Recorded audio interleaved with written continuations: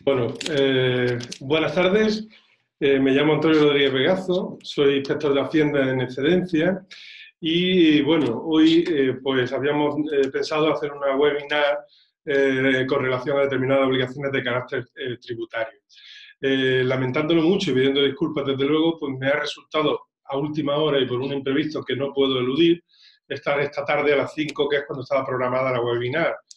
De manera que, de acuerdo con Mal, hemos pensado que mejor que suspenderlo, pues sería grabarla y dejar luego abierto, como es lógico, el correo electrónico para que cualquier consulta, cualquier duda que pueda surgir de todo aquello que vamos a hablar o de cualquier otra cuestión que tenga que ver, lógicamente, en el ámbito tributario, porque en otra cuestión, pues difícilmente podría ayudar, pues que a través del correo se puedan formular esas consultas. Por lo demás, bueno, yo me dedico a la asesoría fiscal desde hace unos años, desde que estoy excedente de la Administración Tributaria, y participo en un servicio le llamamos un robot tributario, la empresa de hecho se denomina BotTax, y dentro de los servicios que presta esta empresa, pues hay un servicio de consultoría que ha comenzado a funcionar en estos días, ¿no? Y que creemos que puede resultar muy interesante para muchas personas, como por ejemplo los profesionales, los freelance que están asociados a Malt. Y bueno, por entrar un poco en cuestión, creemos que podría, o hemos pensado que podría ser interesante, hacer una breve referencia a las principales obligaciones que un freelance puede tener, tanto respecto a la facturación, sus obligaciones de facturación, como a las obligaciones periódicas a las que tiene que hacer frente para que la Administración Tributaria no se acuerde de él, porque esos recuerdos de la agencia tributaria respecto a los profesionales pues no suelen ser agradables. Yo sé que en un webinar anterior se ha tratado la problemática del alta, tanto en la seguridad social como en la administración tributaria, y lo que se trataría es, suponiendo que ya nos encontramos de alta, pues ver un poco cuáles serían esas principales obligaciones.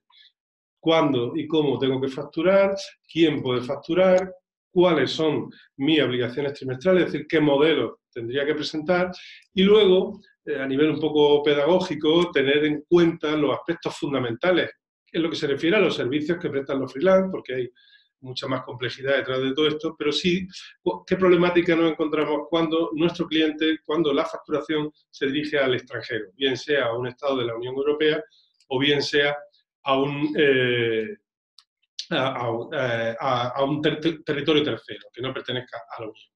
Y esos son un poco los temas que vamos a tratar. Vamos a ver ahora a través de la presentación, para ayudar un poco a la comprensión de la problemática, en primer lugar, refiriéndonos a cuándo se debe...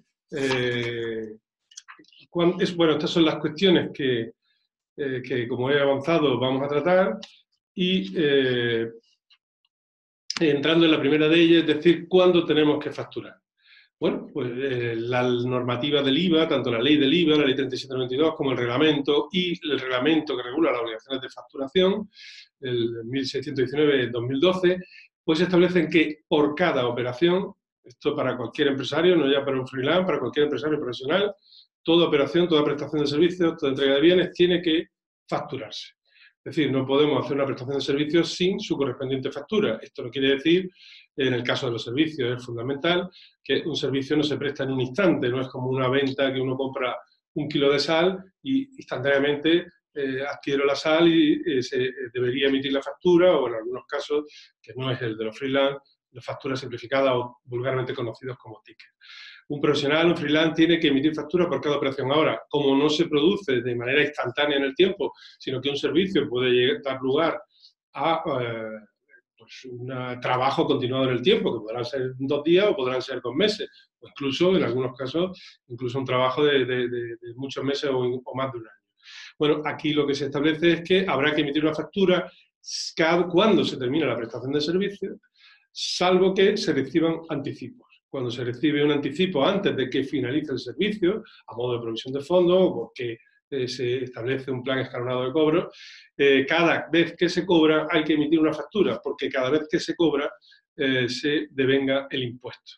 Esto con la salvedad de los servicios prestados al extranjero. Pero bueno, en general, cada vez que se recibe dinero hay que emitir factura. Y si se ha terminado el servicio, aunque no se haya recibido el dinero, pues ya se ha devengado el impuesto y hay que emitir la correspondiente factura. ¿Quién puede emitir la factura? Pues lógicamente lo puede hacer el freelance, como cualquier empresario profesional, pero la normativa de facturación prevé que lo puede hacer un tercero a quien se le encomiende por mandato que emita nuestras facturas o esto es un poco más complejo, por el destinatario. Y bueno, yo creo que en el caso de los freelance y en el caso de MAL es muy interesante el servicio que presta MAL, puesto que ella como tercero por mandato de los freelance es la que emite la factura, lo cual pues, hay que estar tranquilo con ello porque es perfectamente legal y se adecua a la normativa sin ningún tipo de problema. Bueno, de hecho aquí se describe la operativa que se sigue con MAL, que comenzaría con, bueno, hay una serie de clientes, de potenciales clientes que utilizan MAL para buscar a los freelance que les prestan los servicios. Esos clientes buscan y seleccionan una serie de freelance que pudieran o consideran por su descripción o la información que de ellos hay en la plataforma, pues les piden un presupuesto describiendo lógicamente el trabajo que han de hacer. Y finalmente pues se elige a uno de ellos y cuando se presta el servicio será MAL, tanto quien emita la factura para el cliente como la que gestione, intermedie en el cobro al cliente.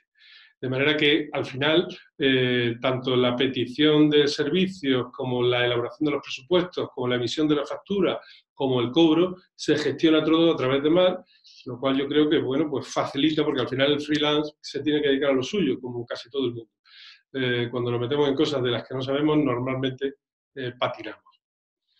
Bueno, y esta es una de las cuestiones que quizás sean más interesantes, y es saber, en la medida de lo posible, cuáles son los modelos que yo tendría que presentar.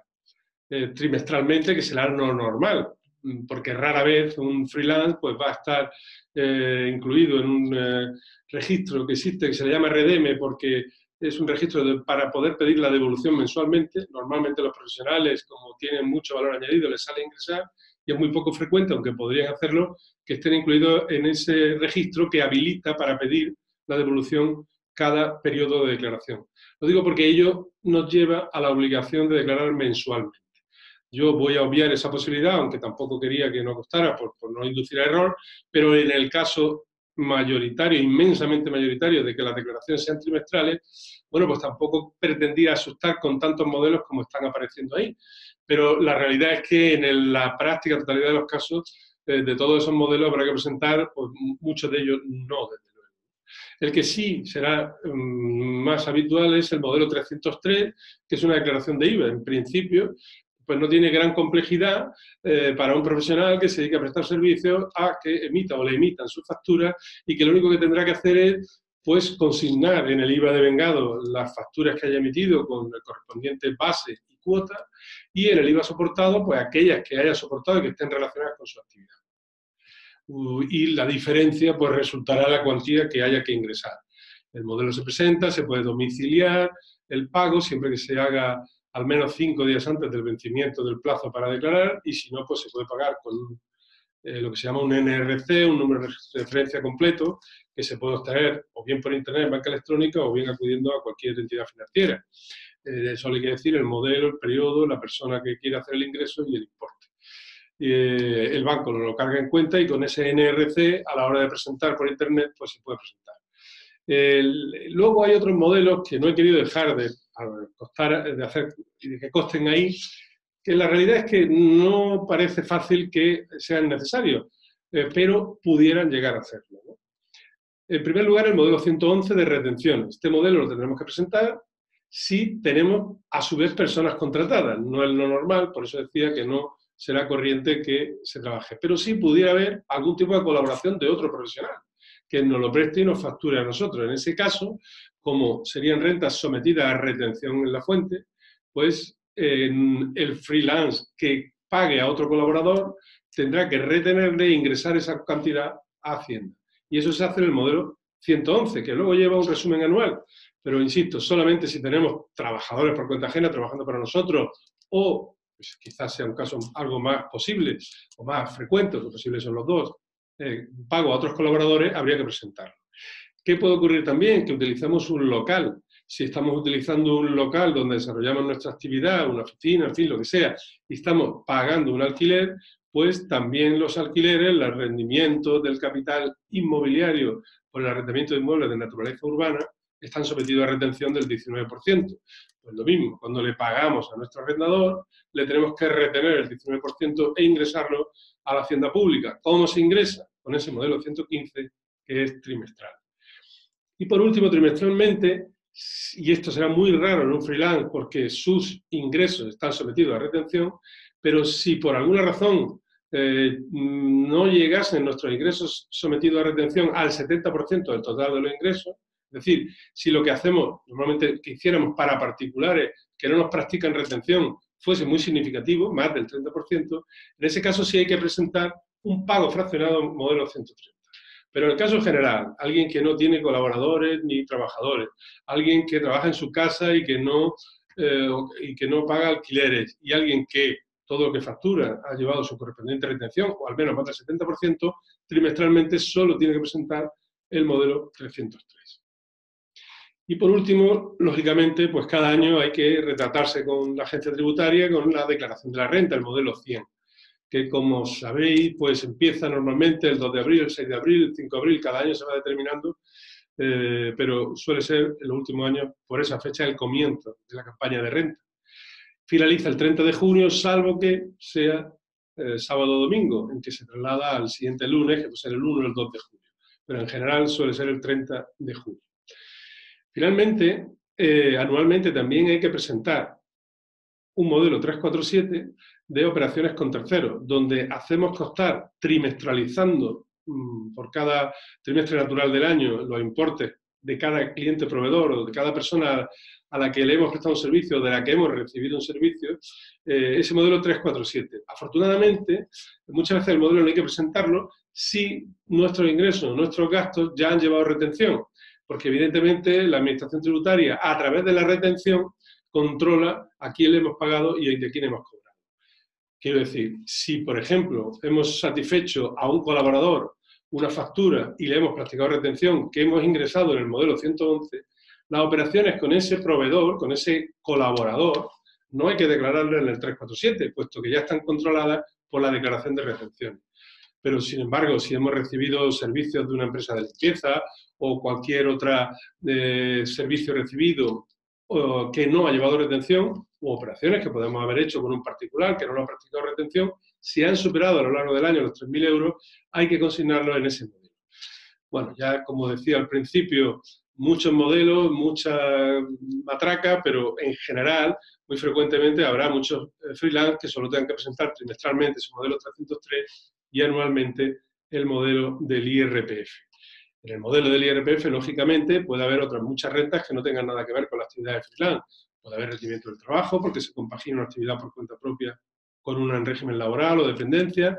Puede haber rendimiento del capital inmobiliario, porque se tengan inmuebles en arrendamiento. Puede haber ganancias de patrimonio, en fin, puede haber de todo. Pero el rendimiento de la actividad de freelance se consignará en el modelo 100 dentro de las actividades económicas en estimación directa. Para las actividades profesionales no está prevista la posibilidad de una estimación objetiva, lo que comúnmente se conoce como módulo. Y en definitiva, pues se hace en estimación directa, simplificada, que obliga a muchas menos obligaciones formales, a la llevanza de unos registros más sencillos, que si se está en estimación directa normal, que es obligatoria cuando el volumen de facturación al año sea superior a 600.000 euros. De verdad que si afortunadamente pues, el volumen de operaciones supera esos 600.000 euros, desafortunadamente hay que declarar en estimación directa normal, lo que puede conllevar pues, obligaciones contables, etc. Pero bueno, todos los males sean eso, no sería ese el principal problema, porque tampoco es una gran diferencia de obligaciones formales. Y bueno, a efectos de conocer un poco las consecuencias que tiene trabajar para clientes que su sede de dirección, su lugar de establecimiento permanente o el establecimiento permanente de ese cliente para el que estoy prestando los servicios o el domicilio, en fin, cuando el destinatario de mis servicios no está en España, que en terminología IVA se habla del territorio de aplicación del impuesto español, pues surgen una serie de especialidades. En el caso de los asociados a freelance, lógicamente, Malt emite la factura y conoce perfectamente toda esta problemática, pero para que nadie se sorprenda o para que nadie le extrañen aspectos que pueda haber en la factura y que no se convierta una factura emitida al extranjero más complicada que una factura de la luz, pues se pueden dar una breve referencia a qué significa el que un cliente sea extranjero. Voy a intentar ser lo más pedagógico posible porque realmente en este aspecto es donde la mayor parte de la gente dice que el IVA es muy complicado. De manera que si yo consigo que lo entendáis medianamente bien, y yo creo que sí, desde luego me voy a circunscribir a la problemática de los servicios y a los que denomino ahí servicios profesionales e intangibles. Bueno, pues seguramente haga de los freelance de Malt uno de los mayores expertos en localización del IVA, que seguro que es incluso superior a la de muchos funcionarios que trabajan en la administración tributaria. Bueno, en el IVA los servicios se localizan siguiendo dos reglas básicas, que por supuesto afectan a los servicios típicos de los freelance asociados a Malt. Se diferencia en terminología que es común y que imagino que la mayoría conocerá entre servicios B2B o B2C, según el destinatario del servicio sea otro empresario, sea business, o según sea un consumidor. Entonces, los servicios B2B, es decir, aquello en que el destinatario es también otro empresario profesional, yo soy un profesional, presto un servicio a un empresario o a un profesional, a alguien que es sujeto pasivo del IVA, por independencia de dónde esté, se localizan en sede del destinatario. Es decir, si yo como freelance le presto un servicio a una empresa española, pues el IVA se localiza en España. Sin embargo, si le presto un servicio a una empresa de Malta, se localizaría en Malta. Y si es estadounidense, en Estados Unidos. Y si es francés, pues en Francia. Es decir, siempre la regla del destinatario, el destinatario localiza el impuesto. Sin embargo, cuando la operación tiene como al otro lado del hilo, tiene a un consumidor, es el prestador, es el freelance que está prestando ese servicio el que localiza el impuesto. Ahora, eso solo ocurre con carácter general en el IVA cuando el destinatario es comunitario. Es decir, si yo le presto un servicio a un particular americano, pues el servicio se localiza en Estados Unidos. No se le aplica la regla del prestador. Pero dentro de la Unión, si yo le presto a un francés particular, a un italiano, a un británico de momento, le presto un servicio, el IVA es español y la factura debe emitirse con IVA español. Lo único que ocurre es que en los servicios típicos de los freelance, y ahí enumero un poco los que la ley contempla en el precepto correspondiente, que es el 69.2, tratamiento de datos, suministro de informaciones, cesiones de derecho de autor, asesoramiento, auditoría, ingeniería, publicidad, abogacía, y sobre todo otros similares, porque muchas veces en los freelance que hay en Malt, pues hay muchos servicios que no se contemplaban en la normativa del IVA que ya va para 3 décadas, pero evidentemente todos los servicios como pues diseño gráfico, todo este servicio de posicionamiento en redes, todo ese tipo de servicios entrarían dentro de esta misma categoría. Tienen la especialidad, como digo, de que no localiza el prestador si el destinatario es un consumidor no comunitario. En definitiva, y por aclararnos, servicio a un particular francés, IVA español. Servicio a un particular americano, IVA americano. Bueno, esto se puede ver de otra perspectiva, que al principio parece un poco complejo, pero bueno, en esta transparencia pues he querido reflejar un poco a un freelance que está trabajando en primer lugar para alguien que es español, que está en el territorio de aplicación del impuesto español, sea empresario profesional, sea particular. Y también, en segundo lugar, cuando el servicio se le presta a un particular de otro estado de la Unión, y luego cuando se le presta a un empresario profesional de otro estado de la Unión, y finalmente cuando se le presta a un empresario profesional o a un particular del resto de la Unión. Con este gráfico que aparece aquí podremos saber perfectamente si el IVA es español o es del país de destino. Básicamente, insisto, en las operaciones B2B siempre se localiza en sede del destinatario y en las B2C se localiza en sede del prestador, salvo que el destinatario sea un particular de fuera de la Unión, en cuyo caso se localiza también fuera. Esto nos permitirá saber si tenemos o no que facturar con IVA o sin IVA. Es decir, cuando nosotros prestamos servicios personales intangibles a otro Estado, facturamos sin IVA. Nuestra factura, la factura que nos hará mal, irá sin IVA. Y esto es muy importante porque, evidentemente, son facturas que van sin IVA, pero eso no significa, son exenciones que no son exenciones, sino no sujeciones porque el IVA se localiza fuera, pero no limita para nada nuestro derecho a deducir. Es decir, podremos tener perfectamente una declaración de IVA en donde solo tengamos IVA soportado deducible. No habrá IVA devengado porque todo lo que hayamos hecho se ha localizado fuera. Y nosotros en nuestra declaración del impuesto español solo vamos a consignar operaciones realizadas en España.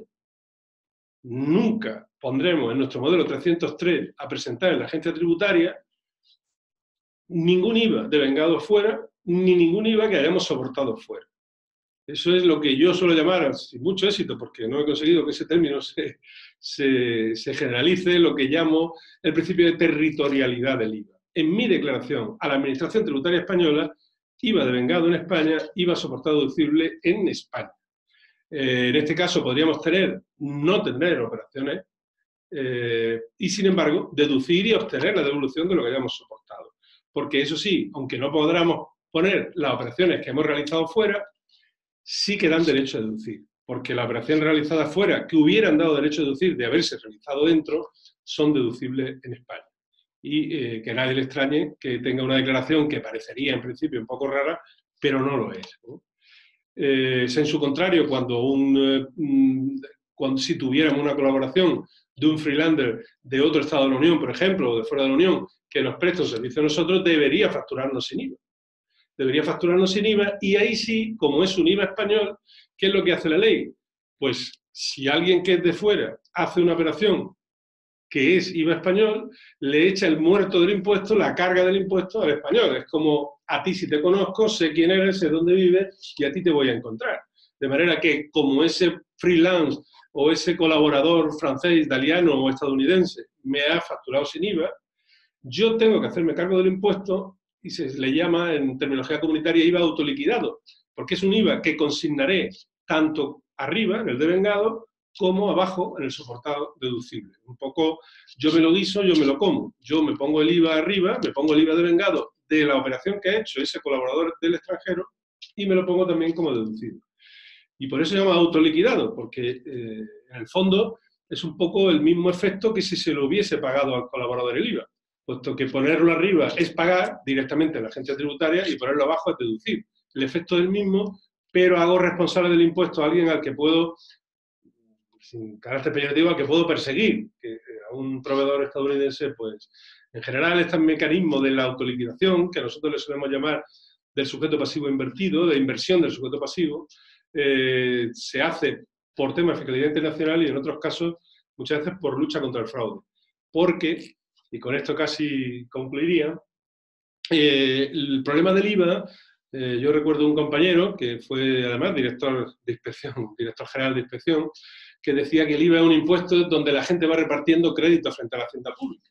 Y efectivamente, cuando nosotros emitimos una factura con IVA, se la estamos entregando a alguien que va a hacer valer frente a la administración tributaria ese crédito que representa el IVA que se le ha repercutido en la factura. Si alguien en la cadena, ese que ha repartido el crédito, no ingresa, o cualquier otro posterior en la cadena, el que recibió el crédito lo va a hacer valer, pero Hacienda no se lo va a cobrar del que lo repartió. Eso es lo que se llama el fraude de carrusel en terminología comunitaria se le suele llamar el missing trade, que en España le hemos llamado trucha por lo escurridizo que resulta, porque evidentemente muchas veces el fraude se fundamenta en poner testaferros, personas de paja, en esa cadena que son los que no van a ingresar. Contra eso se lucha muchas veces con el mecanismo de inversión del sujeto pasivo y así hago responsable, cada uno es responsable de lo suyo, de manera que no puedo deducir, no puedo comérmelo si no lo he guisado, como yo decía antes. No lo puedo poner arriba, no lo puedo poner abajo y deducírmelo si no lo he puesto arriba, con lo cual se rompe la posibilidad de fraude. En el ámbito internacional al que nos referíamos ocurre un poco lo mismo. Es decir, ¿a quién hago yo responsable del impuesto? Pues el impuesto es de cada uno el suyo. Pero bueno, en el ámbito internacional, pues como digo, no es tanto porque se presuma que haya fraude, sino por tener siempre a alguien adecuadamente identificado ante la administración tributaria. Y bueno, esto es un poco lo que quería comentar sobre facturación, sobre obligaciones periódicas y sobre el por qué las facturas al extranjero muy probablemente vayan a ir sin IVA, o si las recibiésemos desde allí, desde fuera, pues vendrían sin IVA. Y como decía antes, lamento no poder estar esta tarde en el webinar y de nuevo disculpas, pero desde luego que atenderé con de mil amores cualquier pregunta que se me pueda formular por el correo que Yamal pondrá a disposición de todos. Y nada, muchas gracias por atenderme.